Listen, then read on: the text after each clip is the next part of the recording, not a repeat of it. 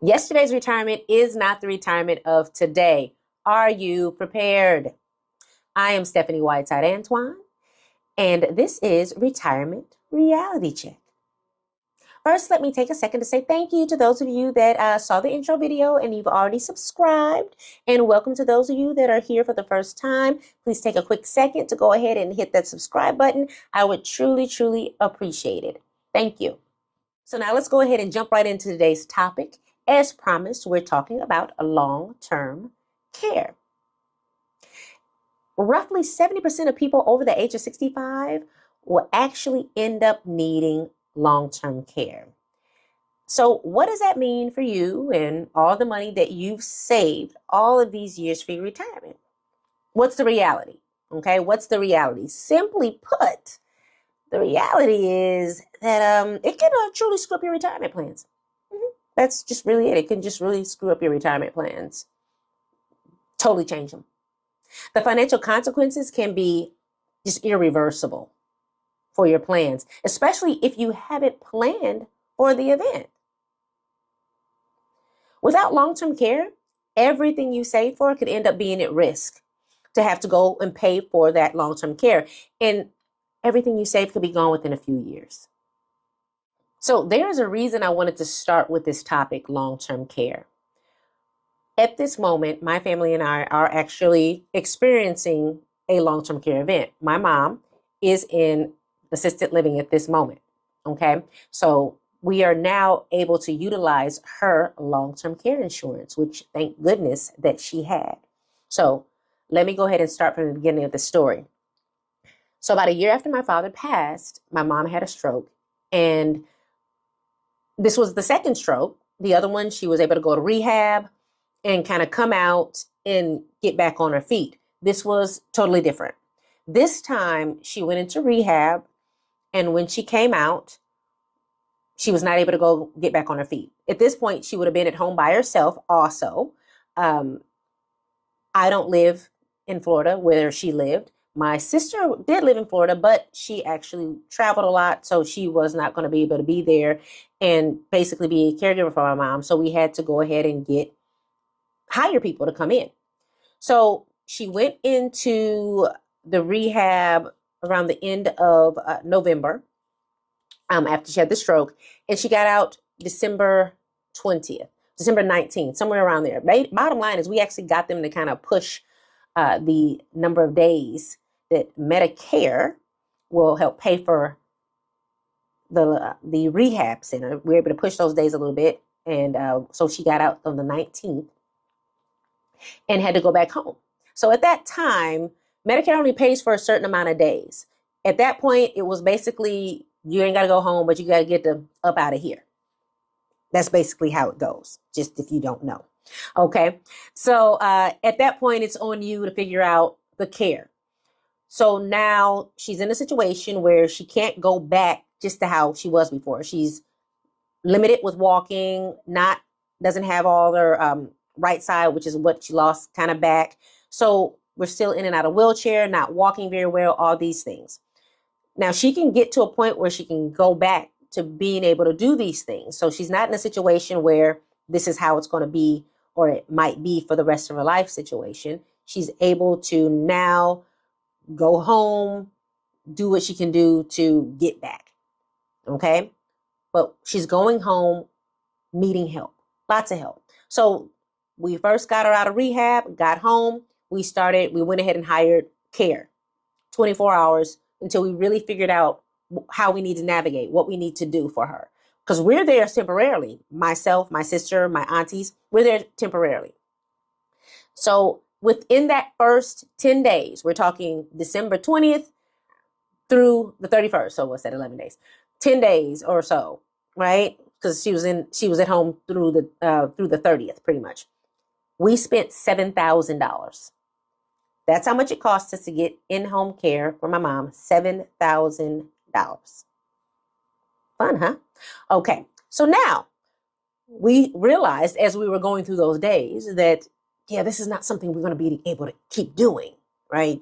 Because we were seeing that she's going to need a little bit more time. We didn't know how much more time. She didn't want to come to California with me, so Okay, that was out. My sister has to travel too much for work. That was kind of out. My aunts have to get back to Detroit, and they are not able to lift my mom and take care of my mom either. So what do? We had to find a place for her to go in Florida, and we had to put her in assisted living. Hopefully, it would have been for a short time period. That's what the goal was and the hope was. But we had to put her into assisted living. So now we scramble, we find a place.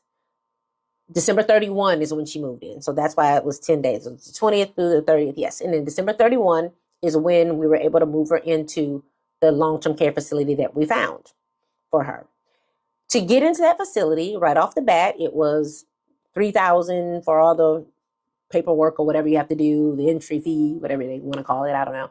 And then the monthly amount was another $7,000. So $10,000, another $10,000 gone. So we're out of $17,000 now, right out the box. Then we pay for another 2 months. We pay for February and March. Now, at this time, as I mentioned already, my mom has long-term care. So during this time, we had to pay. That's $31,000 we're out of from the jump, right? Right? 721 plus another 10. Yeah, somewhere around there. $31,000 that we're out of pocket. I had somebody ask me, they said, well, weren't you going to get reimbursed for that? The answer is no. I told you Medicare did what they were going to do. She was in rehab for the 20 days or however long it is. I don't even think it's that long. I think we got a hookup. I'm not sure. Either way it goes. Medicare did what they're supposed to do. After that, we own our own baby. That $31,000 out of our pocket. No reimbursement. No reimbursement. Okay? So keep that in mind. Now, my mom did have long-term care insurance. All long-term care has a 90-day holding period. So we didn't start getting anything back until April. But hey, no problem. Now let's think about this though. If my mom did not have long-term care insurance for it to kick in starting in April, we would have been out, here I wrote it down, an additional $71,500. $71,500. That's what we would have been out. Altogether, as of May 2026, we would have been out a total of $107,500. Again, not being reimbursed for this. I have people ask me this all the time. They're like, oh, wait a minute. Yes, please understand, this is what would have been out of our pocket. But mom had long-term care insurance, so that's not what's been out of our pocket. Thank goodness. That's why I'm here talking to you about it, the importance of it. Because if you don't have long-term care, we got to talk about this, okay? Let me not forget to mention something. While my mom's in long-term care, because she didn't get out as quickly as we thought. So basically, she's still in long-term care now. She's still there right now. She didn't gain her movement back as quickly as we thought she would.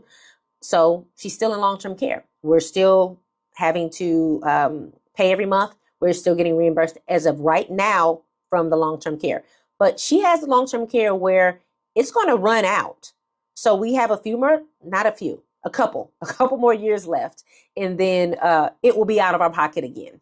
Okay. But what I want to remind you of is while we're paying this long-term care every month, don't forget, my mom still had a house in Florida.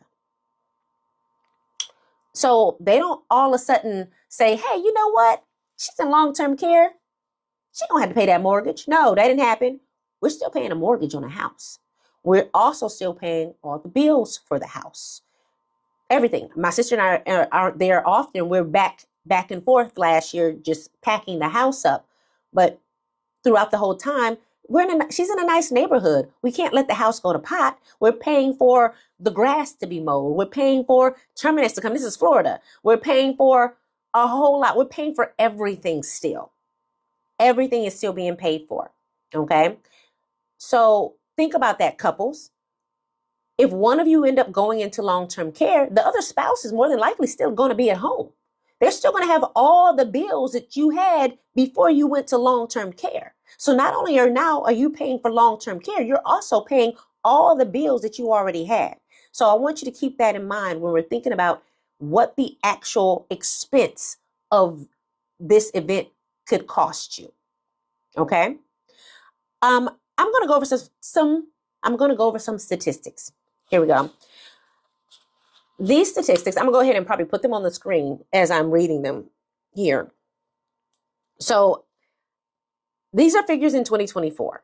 Okay. These are the last really good figures that's going to give me talk about all the different areas. So let me just read them out and I'll put them on the screen. The national average annual cost of long-term care was $79,718. That's what it costs a year. So that breaks down to $6,643 a month. For a nursing home, it was $105,921. For an assisted living facility, $65,131. Home health care, $70,751. Informal care, which is family, friends, etc., $77,069. That's how much it costs. Like I said, this is in 2024. Now, let's look at if costs increased about 5% annually, which can very well be when it comes to long-term care and medical type situations. It could actually increase about 5% annually. So let's say that happens.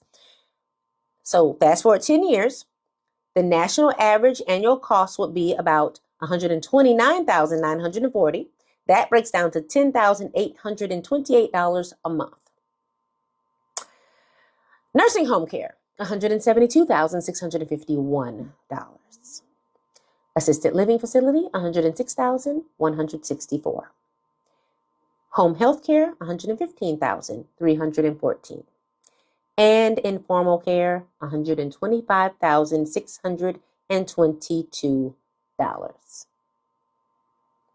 So this is what it could cost you if you end up needing long-term care. So not having long-term care insurance can significantly erode your retirement assets in several ways. We're going to talk about those ways. So the core risk, obviously, is a catastrophic out-of-pocket cost, right? But how it depletes your retirement assets, it's lots of different ways. So let's talk about the first one, direct spend down of your savings. Without insurance, you pay entirely out of pocket. So a $500,000 retirement nest egg, $500,000 nest egg, can be wiped out in 4 to 5 years of nursing home care, leaving nothing for your surviving spouse or your heirs. 2, it can disrupt your withdrawal strategy, which you had planned for your retirement. So sudden large care expenses that are forced in unplanned withdrawals, they can basically push you into higher tax brackets. They can trigger Medicare surcharges, IRMA. If you guys don't know about that, we'll talk about that on another show. Income-related monthly adjustment amounts. It can accelerate your RMDs, your required minimum distributions. You might again have to, accelerate those, make you deplete your accounts in the wrong order. So meaning you have to now withdraw your accounts. You might have to take from your tax advantage prematurely, like earlier than you planned on it. You also could be forced to liquidate your assets. You may be forced to maybe sell your investments, your real estate, your business, potentially at a loss, just to fund your care. Spousal financial devastation. That's another big one that we kind of talked about that already. If one spouse needs care and the healthy spouse doesn't, the healthy spouse's financial security is directly threatened. You could exhaust your assets paying for your partner's care and don't really have much left over for yourself. Then we have the Medicaid spend down that I mentioned earlier as well. To qualify for Medicaid, which covers nursing home care, Medicaid does cover her nursing home, not Medicare. It does not cover nursing home, as a reminder. Okay. To qualify for Medicaid, you must first do the spend down, like less than $2,000 in a lot of states. So this means losing all that retirement that you saved. You have the loss of your compounding growth, right? So every dollar that you have to pull early from your portfolio, it's no longer there to compound, right? And to make you that money. So withdrawing $150,000 doesn't just cost you $150,000 from your portfolio. It costs you that future growth that you could have had by being able to leave it there. And last but not least, it can again impact the legacy you want to leave. the money that you wanted to leave to your children, to charity. The money for your care is now consumed, and it eliminates that estate plan that you planned for. So hearing how much long-term care can affect someone, why don't people get long-term care? Let's face it. You look at it as another bill. That's what people look at it as. So not only that, a bill for something that you might not ever use. That's the part, that part. But long-term care today is different, okay?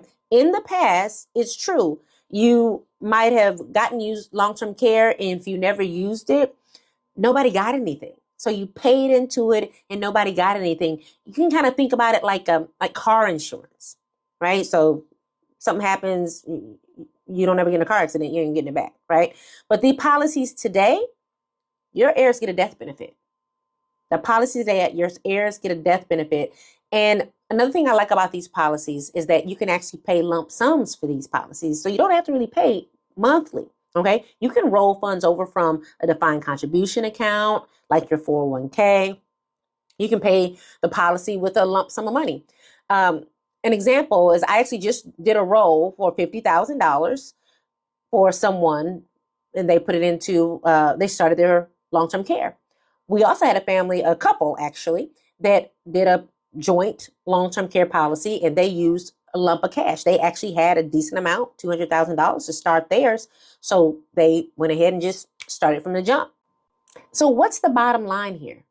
Long-term care insurance, essentially, it converts an unpredictable, potentially catastrophic expense that you could have into a known manageable premium that you can pay monthly or pay with chunks like I just talked about. But long-term care is not just an abstract concept. It's something my family is experiencing right now. Right now. And the more I talk about it, the more I realize how most people don't even fully appreciate its significance. And that's scary. Navigating my mother's long-term care has made me realize how much misinformation is actually out there. I mean, about the actual costs and the complexities that are involved when it comes to navigating through something like this. And before experiencing it firsthand, of course, I understood the importance of the planning because it's what I do. I talk to people about this all the time. I'm a retirement specialist. It's been part of my job for the last 5 years. So, but living through it, of course, it's a little bit different. And I have a little bit more urgency. My urgency to help and to talk to people is greater. And it's so frustrating to see that people really underestimate the impact that it could have on their futures. Again, that's why I feel compelled and that I need to emphasize just how critical it is for you to understand these realities. It's one of the realities we need to talk. It's vital to recognize the importance before it's too late. If your plan for retirement doesn't include a plan for the risk of long-term care, you should call me. For real. Like today. Seriously. It's very important. We really need to know about long-term care. How can it affect your plans for the future? Call me.